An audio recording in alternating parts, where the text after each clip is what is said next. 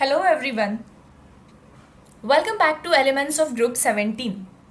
ज्या फॉर्मॅटमध्ये मी तुम्हाला एलिमेंट्स ऑफ ग्रुप 16 शिकवलाय अगदी त्याच फॉर्मॅटमध्ये आपण एलिमेंट्स ऑफ ग्रुप 17 करतो. Elements of group 17 are also called as halogens. And halogens म्हणजेच काय आहेत? Salt producing elements. ग्रुप 16ला थोडंसं मेमराईज करा. ग्रुप 16मध्ये आपण काय म्हटलेलं? Group 16s are also called as chalcogens. And what are chalcogens? They are ore forming elements. Similarly, group 17 are called as halogens. And what are halogens? Salt forming elements. त्यानंतर मी तुम्हाला एक chart दाखवलेला. एक असा chart की ज्याच्यामध्ये आपण पूर्ण एलिमेंट्सची नावं पाठ करतोय. Fluorine, chlorine, bromine, iodine, astatine. Group 16मध्ये काय केलं आपण? ओ, सलमान, सही है, तेरी, पोज. ग्रुप 17मध्ये fluorine, chlorine, bromine, iodine, astatine. Group 16मध्ये सुद्धा लास्टवाला पोलोनियम हा रेडिओ ॲक्टिव्ह होता. सिमिलरली इकडे ॲस्टस्टाईन हा एक रेडिओ ॲक्टिव्ह एलिमेंट असणार आहे. Talking about all the electronic configuration, एक फिक्स्ड फॉर्मॅट सांगितलेला तुम्हाला. And that fix format was, तुम्हाला सगळ्यात पहिल्यांदा इनर्ट गॅसेस कंप्लीट लिहायचे आहेत. Helium, neon, argon, krypton, xenon. Step 1मध्ये continuously helium to xenon inert gases लिहायचे. हिलियमच्या समोर लिहायचं 2s2p, then 3s3p, 4s4p, 5s5p, 6s6p पर्यंत. त्याच्यानंतर जी थर्ड लाईन असेल म्हणजे फ्लोरीन 1, क्लोरीन 2, ब्रोमीन 3, याच्यामध्ये तुम्ही 3D ॲड करताय. त्याच्याखाली 4D आणि त्याच्याखाली 5D. अँड फक्त लास्टमध्ये काय येणार म्हणून सांगितलेलं? 4F. फक्त लास्टमध्ये 4F. सो तोच फॉर्मॅट आहे. फक्त यांची जनरल इलेक्ट्रॉनिक कॉन्फिग्रेशन NS2NP5 असते. सो तुम्हाला सगळीकडे एसमध्ये 2, पीमध्ये 5, डीमध्ये 10 अँड एफ जिथं लिहिलं आहे तिथं 14 एलिमेंट दिसणार आहेत. This is general electronic configuration NS2NP5. Atomic number तर त्याहून सोपे. ऑक्सिजन शिकलाय, ऑक्सिजनचा ॲटॉमिक नंबर 8, तर त्यानंतर फ्लोरीन येतो, त्याचा ॲटॉमिक नंबर 9. 9 + 8 17, 17 + 18 35, 35 + 18 53, 53 + 32 85. सो 8, 18, 18, 32 या फॉर्मॅटमध्ये तुम्ही ॲटॉमिक नंबर पाठ करू शकता. नेक्स्ट आपण बघितलेल्या त्याचं ऑकरन्स, तो असतो कुठे? जसं की ऑक्सिजन हा एअरमध्ये प्रेझेंट आहे आणि ऑक्साईड्स म्हणून प्रेझेंट होता. सल्फर पावडर फॉर्ममध्ये सल्फाइड्स अँड सल्फेट्स म्हणून प्रेझेंट होता. बघा, आठवतंय का? त्या सगळ्या मेमराईज करतोय. ओ, सलमान, सही है, तेरी, pose. Selenium and tellurium as tellurides present होते. अँड पोलोनियम हा रेडिओ ॲक्टिव्ह होता. सिमिलरली फ्लोरीनच्या 3 गोष्टी तुम्हाला लक्षात ठेवायच्या आहेत. पहिली असणार आहे CaF2, अल्सो कॉल्ड ॲज फ्लुरोस्पार. लिहिलंय मी इतकं सगळं. Also called as fluorspar, FLURO, fluorspar. Then cryolite, Na3AlF6, cryolite. And lastly CA3PO4.CaF2. This is nothing but fluoroapatite. F-apatite, I will write it just. It is fluoroapatite. या 3 गोष्टी, फ्लुरोस्पार, cryolite and फ्लुरोॲपटाईट, या फॉर्मॅटमध्ये fluorine आपल्याला भेटतोय. जनरल स्टेटमेंट दिलंय, fresh water plants, bones and teeth of animals सुद्धा मध्ये सुद्धा फ्लोरीनचा कंटेंट आहे. टॉकिंग अबाउट क्लोरीन, क्लोरीनची एकच किंवा 2 गोष्टी क्लोरीनच्या लक्षात ठेवायच्या. एक म्हणजे द बिगेस्ट सोर्स आहे सी वॉटरमध्ये NaCl आहे. सी वॉटरमध्ये मेनली आपल्याला क्लोराइड्स, ब्रोमाइड्स, आयोडाइड्स भेटतात. पण मी फक्त क्लोरीनबद्दल लक्षात ठेवायला सांगतेय. क्लोरीन कुठे कुठे भेटतोय? सीमध्ये NaClचा खूप मोठा सोर्स आहे. It is around 2.5 to by mass. And now talking about carnallite, KCl, MgCl.6 molecules of water. हा एक कंपाऊंड आहे की ज्याच्यामध्ये क्लोरीनचा सोर्स आहे. So 2 things about chlorine, a biggest source of NaCl and biggest source of carnallite. That's it. बाकी दुसरं काही करू नका याच्यामध्ये. त्यानंतर कोण येतोय आपला ब्रोमीन. फ्लोरीन झाला 3 गोष्टी, क्लोरीन झाल्या 2 गोष्टी, इवन मी हायलाईट करेन त्या दोन्ही गोष्टींना, NaCl, कार्नालेट. त्यानंतर ब्रोमीन बद्दल सांगताना तुम्ही म्हणू शकता की ब्रोमाइड्सचे सॉल्ट्स सुद्धा नेचरमध्ये अवेलेबल आहेत. टॉकिंग अबाउट आयोडीन, आयोडीन हा मोस्ट ऑफ द मराईन लाईफच्या बॉडी सिस्टीममध्ये, बॉडीमध्येच आयोडीनचा सोर्स आहे. ॲज वेल ॲज जे आपले सी वीड्स आहेत, समुद्री तण आहेत, अनवॉन्टेड प्लांट्स आहेत, त्यांच्यामध्ये सुद्धा आयोडीन सापडला जातो. Seaweeds contain 0.5% iodine source. Acetystine is a radioactive element. AT. It is a radioactive element with half-life 8.1 hours. So फक्त या फ्लोरीनच्या 3 गोष्टी, क्लोरीनच्या 2 गोष्टी, bromine in a form of salt, iodine sea वॉटरमध्ये भेटतोय आपल्याला as in systems as well as seaweeds, and astatine radio या basic things माहिती असल्या पाहिजेत. त्याच्यानंतर आपण बघितलेलं atomic and physical trends. Same copy paste आहे, काही चेंज होणार नाही आहे. As you go down size वाढणारच आहे. As you go from left to right nuclear charge वाढतोय आणि साईज श्रिंक होते, साईज डिक्रीज होते. Talking about ionisation enthalpy, outermost ऑर्बिटमधून इलेक्ट्रॉन काढण्यासाठी काय एनर्जी लागली. जसं जसं तुम्ही खाली जाल, मी एक लिहून दिलेलं, size is inversely proportional to ionisation enthalpy. As you go down size increases, hence ionisation enthalpy decreases. As you go from left to right size decreases, hence ionisation enthalpy increases. Next electronegativity. इलेक्ट्रोनिगेटिव्हिटीसाठी तर fluorine is the most electronegative atom of whole periodic table. त्याची electronegativity value 4 आहे. क्लोरीनची 3.2 वगैरे. So as you go down it is decreasing, and as you will go from left to right it will increase. पण keep in mind, फ्लोरीनची मी सगळ्यात जास्त आहे म्हणून सांगितली आहे. दॅट मीन्स निऑनची इलेक्ट्रोनिगेटिव्हिटी स्टडी केला जात नाही. We do not study electronegativity of inert gases, कारण ते कोणाचेही इलेक्ट्रॉन्स खेचत नाहीत, त्यांना काहीच गरज नाही आहे. Talking about electron gain enthalpy.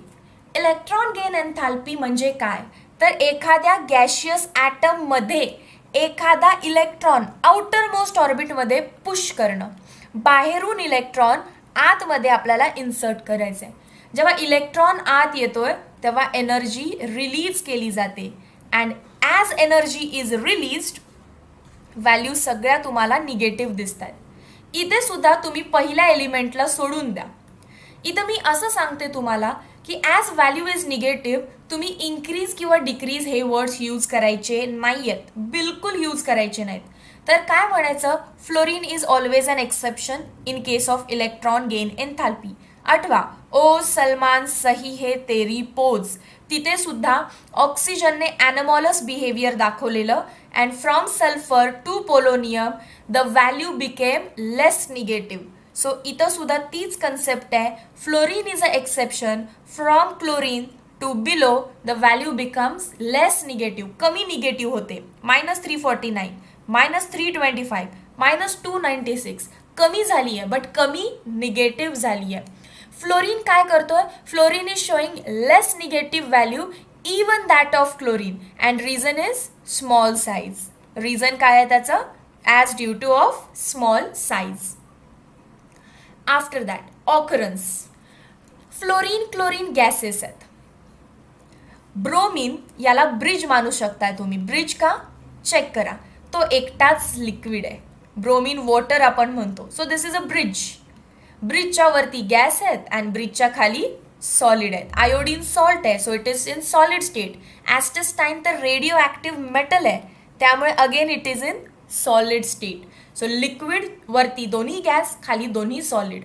आता हे मात्र तुम्हाला त्याचे कलर लक्षात ठेवावे लागतील. फ्लोरीन येलो कलरचा, क्लोरीन ग्रीनिश येलो आहे. इलेक्ट्रोकेमिस्ट्रीमध्ये बघितलाय तुम्ही ग्रीनिश येलो कलर.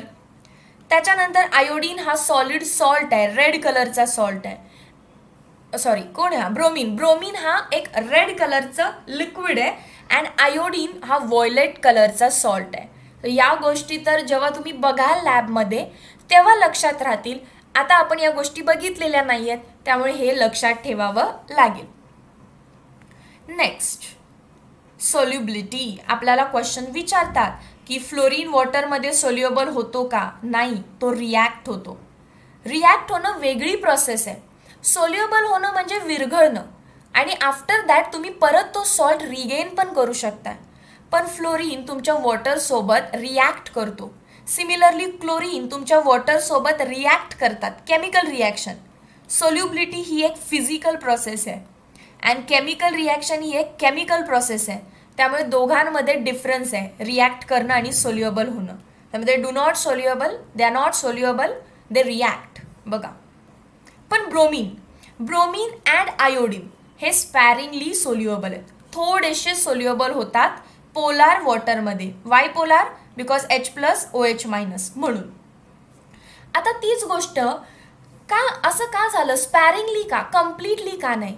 तुम्हाला माहिती आहे की कुठलाही हॅलोजन मोनोॲटॉमिक नसतो, मोनोॲटॉमिक एक्झिस्ट करत नाही. Always F2Cl2. सिमिलरली Br म्हणजेच Br2, I म्हणजेच I2. काय आहेत रे हे? They are non polar. ते नॉन पोलर आहेत अँड नॉन पोलर सॉल्ट असेल तर त्यांना नॉन पोलर सॉल्वंट लागेल कम्प्लीट सोल्युएबल करायला. नॉन पोलर सॉल्वंट जसं की CCl4 non polar, carbon bisulphide non polar, chloroform non polar आहेत हे. Soluble in this 3 hydrocarbons that gives coloured solution. Soluble झाले की कलरफुल सोल्युशन बनवतात. Next and very important point, bond dissociation enthalpy. आहे अशी trend पाठ करतोय आपण, आहे अशी विचारली जाते. बघा, आपल्याला जनरली असं वाटतं की फ्लोरीन मधला आणि फ्लोरीन मधला बॉन्ड स्ट्रॉंग आहे, then chlorine, then bromine, then iodine. Reason काय आहे? तर आयोडीन मोठे मोठे ॲटम्स आहेत, खूप मोठे मोठे ॲटम्स आहेत. बघा इथे 2p, हा 3p, हा 4p, हा 5th पिरियडमधला आहे, हा 5th पिरियडमधला आहे. मोठे मोठे ॲटम्स चांगले बॉन्ड बनवत नाहीत, म्हणजे यांचा बॉन्ड असणार वीक आणि बॉन्ड तोडायला जी एनर्जी लागते ती सुद्धा कमी असणार. म्हणून मी आयोडीनला सगळ्यात लास्टला लिहिते. आणि आपल्याला असं वाटतं की फ्लोरीनचे छोटे छोटे ॲटम आहेत, चांगले ओव्हरलॅप झाले असणार, बॉन्ड स्ट्रॉंग असेल आणि त्यामुळे त्याला तोडण्यासाठी सगळ्यात जास्त एनर्जी लागणार. खरं तर हे रिझन व्हॅलिड आहे, असं असायला हवं होतं. पण जेव्हा 2 छोटे छोटे फ्लोरीन बॉन्ड्स बनवत आहेत ओव्हरलॅपिंग, तेव्हा यांच्याकडे 3 लोन पेर आहे. या फ्लोरीनकडे 3 लोन पेर आहे, या फ्लोरीनकडे 3 लोन पेर आहे आणि याच्यामध्ये रिपल्शन होतं अँड हेन्स एक्सेप्शनली हा बॉन्ड वीक बनायला लागतो. जेवढा स्ट्रॉंग तुम्ही इमॅजिन केलाय त्याच्यापेक्षा तो नक्कीच कुठे असतो? वीक असतो. त्यामुळे फ्लोरीनला उचला आणि आयोडीनच्या जस्ट आधी नेऊन ठेवा. त्यामुळे ट्रेंड कशी झाली? क्लोरीन पुढे आला, then bromine, then fluorine, then iodine. So ही ट्रेंड न चुकता लक्षात ठेवा, इट्स व्हेरी इम्पॉर्टंट. फ्लोरीन त्याच्या स्मॉल साईजमुळे, त्याच्यानंतर मोस्ट इलेक्ट्रोनिगेटिव्ह असल्यामुळे and third absence of D ऑर्बिटलमुळे, डी ऑर्बिटल ॲब्सेंट असल्यामुळे, या 3 गोष्टीमुळे तो सुद्धा हटके बिहेवियर दाखवतो, ॲनमॉलस बिहेवियर दाखवतो. हे 2 पॉईंट तुम्ही रीड करा. याच्यावरती काही MCQ बनत नाही, पण या तिघांवरती बनेल. काय बनतो? तर फ्लोरीनच्या most of the reactions exothermic असतात. आपण हॅलोजन डेरिव्हेटिव्ह या चॅप्टरमध्ये फ्लोरीनची रिॲक्शन करत नव्हतो, just because it is exothermic. त्यानंतर it only form HOF while all other halogens form oxyacids. मी तुम्हाला ऑक्झा ॲसिड्स शिकवलेत ग्रुप 16 मध्ये. ऑक्झा म्हणजे ऑक्सिजन, ॲसिड्स म्हणजे ज्याच्यामध्ये हायड्रोजन आहे. ऑक्झा ॲसिड्स कोणाचे? हॅलोजनचे. कुठला हॅलोजन? फ्लोरीन. तर HOF हा एकच फ्लोरीनचा ऑक्झा ॲसिड आहे. बाकी जर तुम्ही क्लोरीन बघितलं तर तो HOCl, HOClO, HOClO2, HOClO4 असे अनेक ऑक्झा ॲसिड तो दाखवेल. ब्रोमीन पण दाखवेल, आयोडीन पण दाखवेल, पण fluorine one and only one दाखवतो HOF. दिस इज हटके बिहेवियर, अनॉमॉलस बिहेवियर. नेक्स्ट हायड्राइड्स. आपण सगळ्याचे हायड्रोजन सोबत रिॲक्शन करू. फ्लोरीन हायड्रोजन सोबत HF, क्लोरीन हायड्रोजन सोबत HCl, आयोडीन हायड्रोजन सोबत HI, ब्रोमीन घ्या, ब्रोमीन HBr. तर त्यातला जो HF आहे तो लिक्विड स्टेटमध्ये आहे, परत बाकी सगळे जे आहेत ते गॅशियस स्टेटमध्ये आहेत. हटके बिहेवियर. फ्लोरीन हायड्रोजन सोबत HF बनवतो which is liquid and this is due two hydrogen bonding. Liquid का झाला? कारण तो एकमेव असा आहे की जो हायड्रोजन बॉन्डिंग करू शकतो, बाकी सगळे करू शकत नाहीत. Hence they are gaseous in state, hence they are gases. Okay, so 3 point आहेत. HOF explosive reaction and HF is liquid. त्यानंतर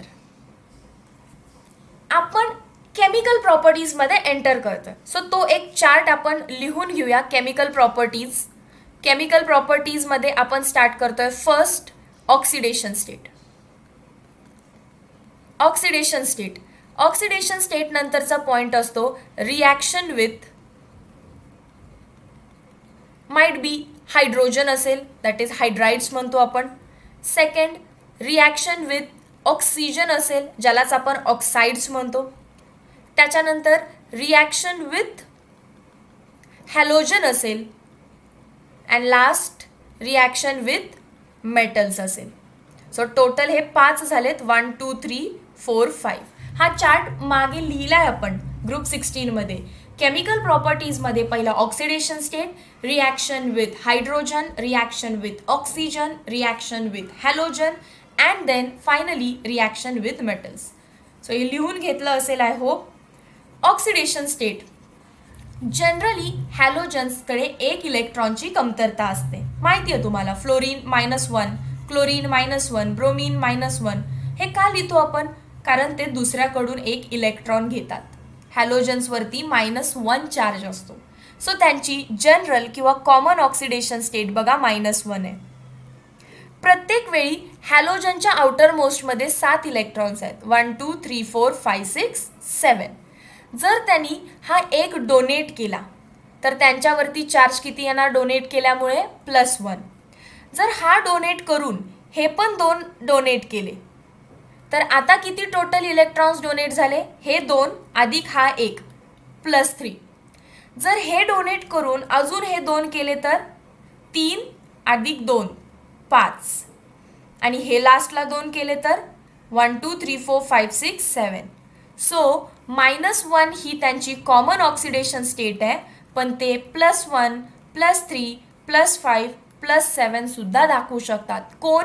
बाकी सगळे. Not fluorine. फ्लोरीनची फक्त एकमेव ऑक्सिडेशन स्टेट आहे -1, कारण त्याच्याकडे डी ऑर्बिटल नाही, म्हणून तो हायर ऑक्सिडेशन स्टेट दाखवत नाही. ब्रोमीन अँड क्लोरीन जे आहेत ते +4 आणि +6 या रेअर ऑक्सिडेशन स्टेट सुद्धा दाखवतात. कधी दाखवतात? When they are in oxyacid या फिर ऑक्साइड्स फॉर्म. ऑक्झा ॲसिड्स म्हणजे डिफरंट. HOCl, ऑक्सिजन पण पाहिजे, हायड्रोजन पण पाहिजे. Oxide that is ClO2. फक्त ऑक्सिजन असणं म्हणजे ऑक्साइड. ऑक्झा ॲसिडमध्ये हायड्रोजन पण असतो, ऑक्सिजन पण असतो. नेक्स्ट, आता सेकंड पॉइंट्स होता रिॲक्शन विथ हायड्रोजन.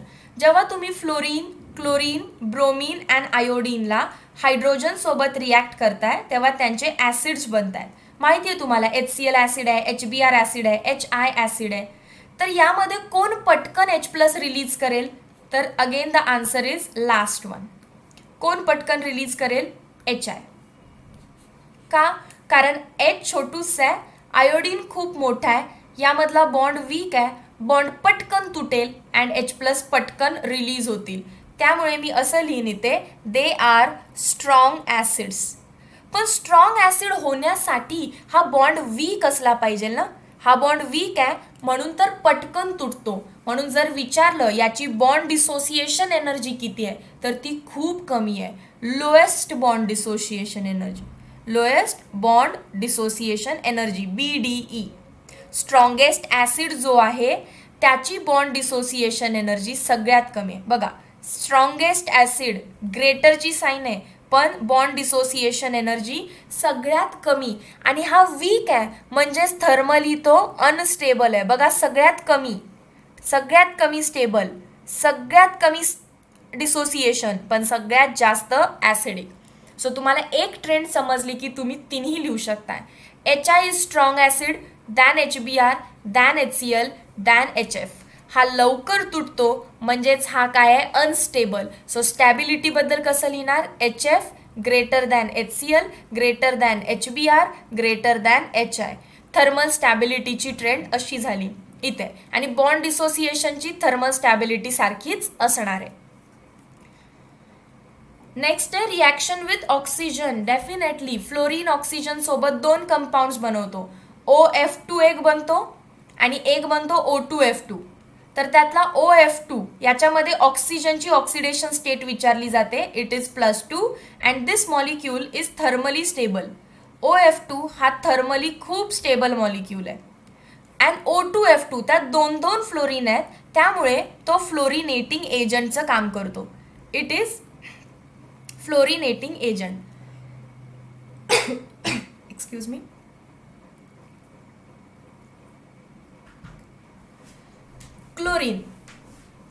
क्लोरीन बघा आता, it is showing ClO2, Cl2O, Cl2O6, Cl2O7. Bromine Br2O, BrO2, BrO3. Iodine I2O4, I2O5, I2O7. जे हायलाईट केलेत त्यांच्यावरती जास्त फोकस करा. OF2 विचारतात, थर्मली स्टेबल असेल असा MCQ बनेल. Which of the following is fluorinating एजंटमध्ये O2F2 विचारतील. ClO2 हा एक ब्लिचिंग एजंट आहे, पेपर इंडस्ट्रीमध्ये वापरला जातो, ब्लिचिंग एजंट आहे. वॉटर इंडस्ट्रीजमध्ये प्युरिफिकेशनसाठी वापरला जातो. I2O5 एक स्ट्रॉंग ऑक्सिडायझिंग एजंट आहे. सो हे ॲप्लिकेशन्स मी लिहून दिलेत, आय जस्ट शो यू. बघा, ऑक्साइड्स ऑफ फ्लोरीनमध्ये OF2 हा थर्मली स्टेबल आहे म्हणून लिहितीये मी. त्याच्यानंतर O2F2 is a strong fluorinating agent. Similarly क्लोरीनमध्ये ClO2 is bleaching agent. Paper industry, textile industry, water treatment. ब्रोमीनच्या केसमध्ये असं काही फार हार्ड अँड फास्ट लक्षात ठेवलंच पाहिजे असं काही नाही आहे. I2O5 is a strong oxidizing agent and used for estimation of carbon monoxides. Actually it is carbonyls. So या गोष्टी इझी आहेत तशा. बघा काय म्हटलं मी, फ्लोरीन OF2 O2F2 दोनच गोष्टी लक्षात ठेवा. Chlorine ClO2 bleaching agent. ब्रोमीनमध्ये no hard and fast rule to remember. And आयोडीनमध्ये I2O5 का, कारण तो स्ट्रॉंग ऑक्सिडायझिंग एजंट आहे. अँड हे बॉन्ड ओळखण्यासाठी कुठे प्रेझेंट आहेत, हे बॉन्ड जर ओळखायचं असेल, कार्बोनिल असेल किंवा हा मोनो ऑक्साईड असेल, तर त्यामध्ये I2O5 चा यूज होतो. रिॲक्शन विथ मेटल किती सिम्पल आहे हे. आपला प्रत्येक हॅलोजन मेटल सोबत रिॲक्ट करतो. जसं की मेटल आहे सोडियम, हॅलोजन आहे क्लोरीन, तर तो डेफिनेटली सॉल्टच बनवतोय. Mg+Br2 Mg_Br2. पण हे जे सॉल्ट आहेत हे 100% आयोनिक कधीच नसतात. त्याच्यामध्ये थोडं का होईना, लेस किंवा पार्शल का होईना, कोव्हॅलंट कॅरेक्टर असतं. कुठलाच बॉन्ड 100% आयोनिक नसतो किंवा कोणताच बॉन्ड 100% कोव्हॅलंट सुद्धा नसतो. जर किती कोव्हॅलंट पर्सेंटेज आहे हे ओळखायचं असेल तर आपल्याला यूज करावा लागेल फजान्स रूल. अँड फजान्स रूल सांगतो, साईज लहान चार्ज महान, साईज लहान चार्ज महान, कोव्हॅलंट कॅरेक्टर तितकंच छान. साईज लहान चार्ज महान, कोव्हॅलंट कॅरेक्टर तितकंच छान. म्हणजेच काय, जर तुम्हाला दिलाय SnCl4 आणि नंतर दिलाय SnCl2, दोन्ही आयोनिक कंपाऊंड आहेत का? येस, आयोनिक आहेत. पण 100% आयोनिक आहेत का? तर डेफिनेटली नाही. यामध्ये थोडंसं का होईना कोव्हॅलंट कॅरेक्टर असणार आहे. मग ते कोव्हॅलंट किती आहे हे आपण फाइंड करू. SnCl4 SN वरती चार्ज किती येणार? +4. SnCl2 SN वरती चार्ज किती आला इथे? +2. मग +4 आणि +2 मध्ये साईज तर मी काही सांगू शकते का? चार्ज तर मला बघून कळतोय. चार्ज महान कोणामध्ये? Sn+4 मध्ये. सो SnCl4 मध्ये मोर कोव्हॅलंट कॅरेक्टर आहे than SnCl2. Similarly Pb+4, Pb+2, Sb+5, Sb+3, UF6 that is U+6, U+4 ज्यांच्यावरती चार्ज महान, हेन्स त्यांचं मोर कोव्हॅलंट कॅरेक्टर आहे, हे आपण ओळखू शकतो. रिॲक्शन्स ऑफ किंवा फॉर्मेशन्स ऑफ ऑक्झा ॲसिड्स, त्या 5ही रिॲक्शन्स कंप्लीट झाल्या. ऑक्सिडेशन स्टेट झाली, ऑक्साइड्स बघितले, रिॲक्शन विथ आपण हॅलोजन्स बघायचे आहेत आता. ऑक्झा ॲसिड फॉर्मेशन म्हणतात यांना. As I already told you, oxyacids of fluorine हा एकटाच आहे, HOF. पण क्लोरीनमध्ये बघा, HOCl, HOClO, HOClO2, HOClO3. Br मध्ये अँड आयोडीनमध्ये सेकंडवाला स्किप आहे, बाकी सगळे आहेत HOBr, HOBrO2 direct and then O3, HOI, HOIO2 direct and HOIO3 direct. So हे मिसिंग आहेत, हे फक्त विसरू नका. HOBrO do not exist, HOIO do not exist. Okay. And then तुम्ही ऑक्सिडेशन स्टेट आरामात काढू शकाल याची, जसं की कोणतंही एक्झाम्पल घ्या. HOClO2. I just erase this all things to get some space. मी एकच फक्त ड्रॉ करेन, बाकी सगळं तुम्ही रिलेट करा. या सगळ्यांसाठी एकच मेथड येणार आहे, HOClO2 असं स्ट्रक्चर असतं त्याचं. मग आता मला सांगा, हायड्रोजनवरती चार्ज किती असतो? +1. या ऑक्सिजनवर किती असणार? -2. Common oxidation state. या ऑक्सिजनवर -2, या ऑक्सिजनवर -2. मग क्लोरीनवर किती चार्ज आला पाहिजे की ओव्हरऑल माझा मॉलिक्यूल न्यूट्रल सारखा बिहेव करेल? मायनस चार्ज किती आहेत? 1 2 3 4 5 6. -6 चार्ज आहे. सो ओव्हरऑल मॉलिक्यूलमध्ये +6 पाहिजेत. इथं +1 दिसतोय, इथं +5 द्या, ओव्हरऑल +6 होईल, कट होऊन मॉलिक्यूल न्यूट्रल दिसेल. सो इथे बघा, Clची ऑक्सिडेशन स्टेट +5 दिसते. स्ट्रक्चर बघून घ्या सगळ्याचे. सगळ्याचे असेच आहे. तुम्हाला जर मी Br काढायला सांगितला तर HOBr, त्याच्यानंतर HOBrO एक्झिस्ट करत नाही, सो HOBrO2, त्याच्यानंतर HOBrO3. जे नंतरची O आहे ते डबल बॉन्डनी द्यायचे आहेत. आता लास्टवाल्याची ऑक्सिडेशन स्टेट काढूया आपण. बघा, हायड्रोजनवर +1, ऑक्सिजनवर -2, -2, -2, -2. हे -8 झाले, याचा अर्थ इथे +7 आहे. सो लास्टमध्ये ऑक्सिडेशन स्टेट +7. इथे काय असणार आहे? -2, -2, -2, 6. इथे असणार आहे +1, सो इथे असणार आहे +5. इथे किती असेल? -2, -2, +1, 4 आहे, सो इथे असणार 3, +3. इथे किती असणार आहे? +1, -2. इथे किती असायला पाहिजे की ओव्हरऑल मॉलिक्यूल न्यूट्रल बनेल? Definitely +1. So +1, +3, +5, +7. Oxidation state on chlorine या oxidation state on halogen in oxyacids. त्यानंतरचा the most important point, interhalogen compounds. Interhalogen compound म्हणजे हॅलोजनने हॅलोजन सोबत केलेला बॉन्ड. मग तो एकतर सिंगल असेल किंवा ट्राय असेल किंवा पेंटा असेल किंवा हेप्टा असेल, नो मॅटर. पहिल्याला मी कसं लिहिते? Always I am writing first one as X, X, X, X and X is nothing but R halogen. आणि दुसऱ्याला मी कसा लिहिला आहे? X'. X' हॅलाइड असं म्हटलं जातं. सो या बघा, या चार्टमध्ये मी हॅलोजन्स लिहिलेत, सो कम्प्लीट नेम दिसेल, क्लोरीन, ब्रोमीन, आयोडीन. अँड या साईडला मी हॅलाइड लिहिलेत, X' लिहिलेत, म्हणून fluoride, chloride, bromide, iodide. Writing of halide and writing of halogen. Interhalogen कंपाऊंड्सचे पहिला आपण काहीतरी रूल बघून घेऊ. And the main important line, interhalogen compounds are neutral. Rules म्हणजे काय? तर इंटर हॅलोजन कंपाऊंड कोणी 2 हॅलोजन आले आणि इंटर हॅलोजन बनला असं होत नाही. तर ऑलवेज X, X' फॉर्मॅट असणार. पहिल्याला आपण ऑलवेज हॅलोजन असं म्हणणार, दुसऱ्याला आपण नेहमी हॅलाइड असं म्हणणार. एक्झाम्पल, ClF एक्झिस्ट करतो, पण FCl do not exist.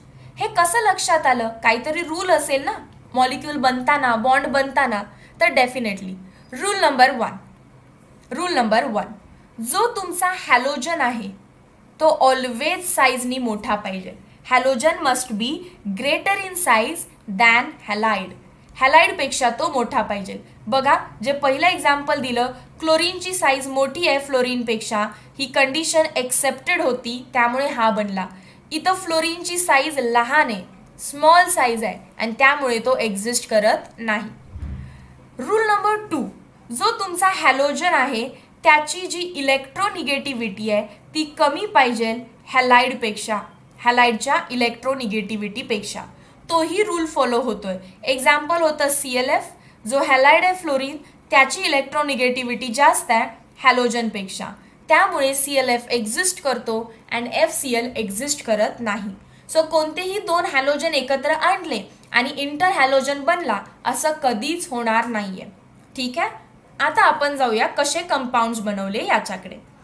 So आता तुम्हाला लक्षात आलं असेल की मी फ्लोरीनला का नाही लिहिलं इथे, डायरेक्ट क्लोरीन, ब्रोमीन, आयोडीन, कारण फ्लोरीनची साईज छोटी आहे, सो तो कधीच हॅलोजन नसणार. Halogen cannot be fluorine. Interhalogen कंपाऊंडमध्ये फ्लोरीन कधीच स्टार्टिंगला येणार नाही. अँड बघा, XX- मध्ये ऑलवेज हा वाला एलिमेंट बिगर पाहिजे, लार्जर पाहिजे, अँड नंतर येणारा एलिमेंट ऑलवेज स्मॉलर पाहिजे. म्हणजे नंतरचा कधीही आयोडीन नसणार आहे, कारण आयोडीन सगळ्यात मोठे असतात है ना. सो X- कधीच आयोडीन नसणार अँड X कधीच फ्लोरीन नसणार. मधले भरून घेऊया. क्लोरीन फ्लोरीन सोबत ऑल टाईपचे बनवतो. ClF ट्राय पण बनवतो, ClF3, अँड पेंटा पण बनवतो, ClF5. क्लोरीन हेप्टा बनवू शकत नाही, 7 वाला बनवू शकत नाही, ते फक्त आयोडीनचं काम आहे. Bromine BrF, BrF3, BrF5. पण बघा, IF, IF3, IF5, IF7 large size असल्यामुळे तो 7 पर्यंत स्प्रेड होऊ शकतो. क्लोरीन क्लोरीन सोबत इंटर हॅलोजन बनवेल का? 2 वेगवेगळे हॅलोजन पाहिजेत. क्लोरीन क्लोरीन सोबत बनवणार नाही. ब्रोमीन क्लोरीन सोबत BrCl बनवतो अँड आयोडीन क्लोरीन सोबत ICl अँड ICl3 बनवतो. हा पुढे नाही बनवत, BrCl3 नाही बनत, कारण साईजचा डिफरन्स आहे. ब्रोमाइडमध्ये सुद्धा क्लोरीन अँड ब्रोमीन नाही बनवणार, कारण Cl आणि Br जर तुम्ही कन्सिडर केलं तर क्लोरीनची जी साईज आहे ती परत कशी झाली, छोटी झाली, आणि मला पहिल्याची साईज छोटी नको आहे. सो हा नाही, फक्त IBr आणि रेस्ट तर कोणच नाही. सो ट्रायल अँड एरर्समधून तुम्ही हा चार्ट फिल करू शकता. ओव्हरऑल मी सगळे कंपाऊंड्स जे एक्झिस्ट करतात ते या चार्टमध्ये दाखवलेत. Always keep in mind XX- format आणि सांगितलेले 2 रूल. त्यानंतर अजून एक क्वेश्चन विचारला जातो की तुमचा हॅलोजनचा जो नंबर आहे तो ऑड आहे का इवन आहे. हॅलोजनचा नंबर बघा, टोटल नंबर ऑफ हॅलोजन्स म्हणतात, कधी एकट्या हॅलोजनचा विचारणार नाहीत. क्वेश्चनमध्ये लिहिलं असणार टोटल नंबर ऑफ हॅलोजन्सचा काउंट ऑड आहे का इवन आहे. बघा, मॉलिक्यूल XX-3, XX-5, XX-7 आणि सगळ्यात पहिला XX-. Total halogen 2. टोटल म्हणते सगळे, हॅलाइड पण आणि हॅलोजन पण. टोटल किती आहेत? 8. टोटल किती आहेत? 4. टोटल किती आहेत? 6. सो टोटल हॅलोजन काउंट हा ऑलवेज इवन असणार आहे. टोटल हॅलोजनचा काउंट ऑलवेज इवन असणार आहे. पण जर तुम्हाला हॅलाइड विचारले असतील तर हॅलाइड हा 1 असतो किंवा 3 असतात किंवा 5 असतात किंवा 7 असतात. म्हणजे हॅलाइडचा काउंट विचारला तर मात्र ते ऑड येणार आहेत. ओके, इथे एक क्वेश्चन विचारतात last, they all R diamagnetic. इथे एक MCQ बनेल, सगळे इंटर हॅलोजन कंपाऊंड्स हे डायमॅग्नेटिक आहेत. One more general logical question, XX- हे मोर रिॲक्टिव्ह आहेत दॅन XX. म्हणजेच काय, ClF हा मोर रिॲक्टिव्ह आहे दॅन Cl2. साहजिक आहे, काही विचार करायची पण गरज नाही. ClF मध्ये इलेक्ट्रोनिगेटिव्हिटी डिफरन्स आहे.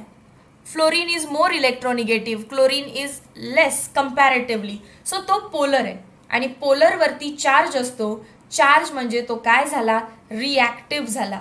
पण इथे हे नॉन पोलर आहेत. नॉन पोलर आहेत म्हणजे स्टेबल आहेत आणि स्टेबल असतील तर ते रिॲक्टिव्ह नसणार आहेत. त्यानंतर यांची नावं विचारतील. हे ॲक्च्युली बोर्ड कन्सर्न राहील, इथे त्याची काही गरज नाही आहे. ClF chlorine monofluoride, chlorine trifluoride, bromine monofluoride, iodine monochloride, iodine trichloride, bromine pentafluoride, chlorine pentafluoride हे तुम्ही करू शकता. Which will be more reactive. More reactive कोण असेल असं विचारलं तर ज्याच्यामध्ये जास्त हॅलोजन ॲटम्स आहेत तो जास्त रिॲक्टिव्ह ठरेल. ClF3 and BrF5. नेक्स्ट, या सगळ्यामध्ये मी ज्या गोष्टी टिक करते त्या लक्षात ठेवायच्यात. क्वेश्चन बनतो interhalogen compounds are form by. 4 methods असतील, त्यामध्ये एक असणार आहे डायरेक्ट कॉम्बिनेशन. सो तुम्हाला जस्ट डायरेक्ट कॉम्बिनेशन कुठे शोधायचं आहे अँड टिक करायचं आहे. रेस्ट थिंक करायची गरज नाही आहे. त्यानंतर ही ट्रेंड आहे अशी लर्न करायची आहे. थर्मल स्टॅबिलिटीची ClF, ICl, IBr, BrCl, BrF. No reason. खूप सारे रिझन्स आहेत की ही ट्रेंड येईल. खूप सारे फॅक्टर्स आहेत, त्यामुळे ते फॅक्टर्स डिटेलमध्ये करण्यापेक्षा तुम्ही फक्त याची ट्रेंड लक्षात ठेवता, बिकॉज तेवढा वेळ आपण त्याच्यावरती घालवू नाही शकत. त्याच्यानंतर uses, read and try to memorise. युजेसमध्ये काय असेल तो त्याचा जनरल यूज जो काही आहे तो तुम्ही फ्लोरिनेटिंग एजंट आहे, क्लोरिनेटिंग एजंट आहे, हे तुम्ही ते बघून मॉलिक्यूल सांगू शकताय. मोस्ट इम्पॉर्टंट पॉईंट आहे इथे स्ट्रक्चर्स. Most important. आणि त्यासाठी मी नक्कीच तुम्हाला एक गोष्ट सांगेन, केमिकल बॉन्डिंग स्ट्रॉंग पाहिजे. बघा, ICl2 करा. इथे एक आयोडीन आहे, 2 क्लोरीन आहेत, एक क्लोरीन इकडे, एक क्लोरीन इकडे, म्हणून तुम्ही या मॉलिक्यूलला लिनियर असं म्हणताय. मी तुम्हाला 2 शिकवेन. एक हा शिकवेन, हा तुमचा तुम्ही कराल. हा शिकवेन, हा तुमचा तुम्ही कराल. बघा आता ClF3. पहिल्यांदा क्लोरीन काढा, त्याच्यावरती 3 फ्लोरीन आहेत. पण 3 फ्लोरीन काढण्याआधी लेट मी रिमाइंड यू, क्लोरीनच्या आउटरमोस्ट ऑर्बिटमध्ये 7 इलेक्ट्रॉन्स असतात. त्यातले 3 इलेक्ट्रॉन फ्लोरीन बॉन्ड करण्यासाठी वापरतो. 1 वापरला, 2 वापरले, 3 वापरले. आणि त्याच्यामुळे मला असं दिसतं की माझ्या सिस्टीममध्ये 2 लोन पेअर आहेत प्लस 3 बॉन्ड पेअर आहेत. 2 lone pair plus 3 bond pair. So number किती झाला, 5. 5 म्हणजे 1 S, 3 P आणि 1 D. sp3d हे त्याचं हायब्रिडायझेशन झालं. ॲज इट इज sp3d याला काय म्हणतो आपण, ट्रायगोनल बाय पिरॅमिडल. हे मधलं ट्रायगोनल आणि हे 2 त्याचे पिरॅमिड आहेत. ट्रायगोनल बाय पिरॅमिडल ही त्याची जॉमेट्री आहे, नॉट शेप. शेप अँड जॉमेट्रीमध्ये डिफरन्स आहे. So this is trigonal bipyramidal. आता मी त्याचं स्ट्रक्चर काढायला घेते. ट्रायगोनल बाय पिरॅमिडल आपण कसा ड्रॉ करतो, consider a central atom chlorine, त्याच्यानंतर 2 लोन पेअर आहेत. लोन पेअर ऑलवेज इक्वोटोर पोझिशनला. त्याच्यानंतर 3 फ्लोरीन इक्वोटोरचा. ट्रायगोनलचा ट्रायंगल तर बनला पाहिजे ना. सो 2 तर लोन पेअर झाला, तिसरा आहे तो फ्लोरीन. आता उरलेले 2 कुठे जाणार, वरती. खाली 3 आणि हा वरती बाय पिरॅमिडल. सो त्याला ट्रायगोनल बाय पिरॅमिडल म्हणतात. पण when you are talking about shape आपल्याला लोन पेअर हाईड करायची असते, लोन पेअर दिसत नसते. सो मी जस्ट लोन पेअरला रफ करते. बघा, मी जेव्हा लोन पेअरला रफ केलं तुम्हाला काय शेप दिसायला लागला, हा टी शेप दिसायला लागला. मी रफ केलंय याचा अर्थ काय इथून लोन पेअर गायब नाही झालेली, इथं आहे. ही लोन पेअर इकडे याला पुश करते रिपल्शनमुळे आणि हा शेप जरा काय होतो, प्रॉपर टी शेप न राहता थोडासा आतल्या साईडला बेंड होतो. त्यामुळे टी शेप न म्हणता त्याला बेंड टी शेप असं म्हटलं. BrF3 तुम्ही ट्राय करायचा and bend T shape explain करायचा प्रयत्न करा. आता मी जाते BrF5 कडे. सिमिलर प्रोसेस करा. BrF5 आहे तर Br ड्रॉ करा, त्याच्या आउटर मोस्ट ऑर्बिटमध्ये 5 इलेक्ट्रॉन्स ड्रॉ करून घ्या. मी डिक्टेट करते, you go for it. 7 electrons draw करायचे आहेत आउटर मोस्ट शेलमध्ये. वन्स यू ड्रॉ, त्यातले तुम्ही किती इलेक्ट्रॉन्स वापरायचे आहेत? 5 इलेक्ट्रॉन्स वापरायचे आहेत बॉन्ड बनवण्यासाठी. किती उरतात चेक करा.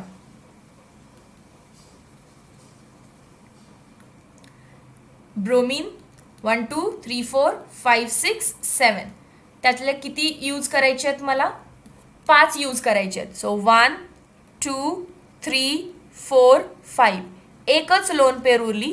आणि बॉन्ड पेअर किती आहेत? 5 बॉन्ड पेअर आहेत. एक लोन पेअर, 5 बॉन्ड पेअर, झालं 6. 6 म्हणजे 1 S 3 P आणि D किती आणायला पाहिजेत? 2. म्हणजेच कोण आहे हा? Octahedral. This is none other than octahedral. Octahedral असतो कसा रे? सेंट्रल ॲटम इथे, त्याला 4 आणि वरती 1 5 आणि खाली 6, 4 2चं कॉम्बिनेशन. आता बघा, ऑक्टाहेड्रलमध्ये लोन पेअरला ऑलवेज ॲक्झियलला राहायला जास्त आवडतं इन केस ऑफ ऑक्टाहेड्रल. आणि मगाशी कुठे राहिलेली ती? ट्रायगोनलच्या केसमध्ये इक्वोटोरियल. सो एकच लोन पेअर आहे, मी तिला वरती ठेवलं आणि बाकी जे फ्लोरीन आहेत त्यांना मी बाकी उरलेल्या जागेला लिहून घेतलं. आता हा ऑक्टाहेड्रल, त्याची जॉमेट्री आहे.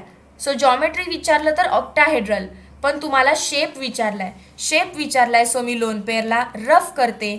आफ्टर इरेजिंग मला दिसतंय की हा स्क्वेअर आहे आणि खाली एक पिरॅमिड बनलाय, त्यामुळे स्क्वेअर पिरॅमिडल. CLF5 सेम वेमध्ये स्क्वेअर पिरॅमिडल आन्सर येणार आहे. These are basic concepts of chemical bonding, standard 11th. त्यानंतर तुम्ही जेवढे आत्ता इंटर हॅलोजन कंपाऊंड शिकलाय त्याची ऑक्सिडेशन स्टेट ही काढता आली पाहिजे. It's very easy. तुम्ही कोणताही घ्या. मॅम BrF3 घेऊन दाखवा. कुठे BrF3 आहे? बघा इथे. कसं लिहिणार तुम्ही? एका फ्लोरीनवर -1, 3 फ्लोरीनवर -3. सो Br वरती +3. मॅम IBr, एका ब्रोमीनवर -1, सो त्याच्या करस्पॉन्डिंग आयोडीनवरती +1. मॅम IF5 किंवा IF5, ओके. एका फ्लोरीनवर -1, 5 वरती -5, सो आयोडीन वरती +5. अजून एक मॉलिक्यूल आहे I2Cl6. अरे I2Cl6 काही नाही आहे, तो ICl3च आहे, फक्त 2 वेळा घ्यायचा आहे. 2 टाइम्स ICl3. मग एका क्लोरीनवरती -3 चार्ज, -1, 3 क्लोरीनवर -3, तर एका आयोडीनवरती +3, म्हणून तो +3च्या कॅटेगरीमध्ये आहे. I2Cl6. This is end of elements of group 17. Similar पॅटर्नमध्ये एलिमेंट्स ऑफ ग्रुप 18 करूया. तो तर मोस्ट इझी आहे, त्यामध्ये ट्रेंड्स पण अशा यू होतील. सो पहिला पार्ट फक्त व्यवस्थित समजून घेऊन या. दुसरा आणि तिसऱ्याला आरामात तुमचं एक्सप्लेनेशन क्लिअर होत राहील. Thank you so much. Join the next session.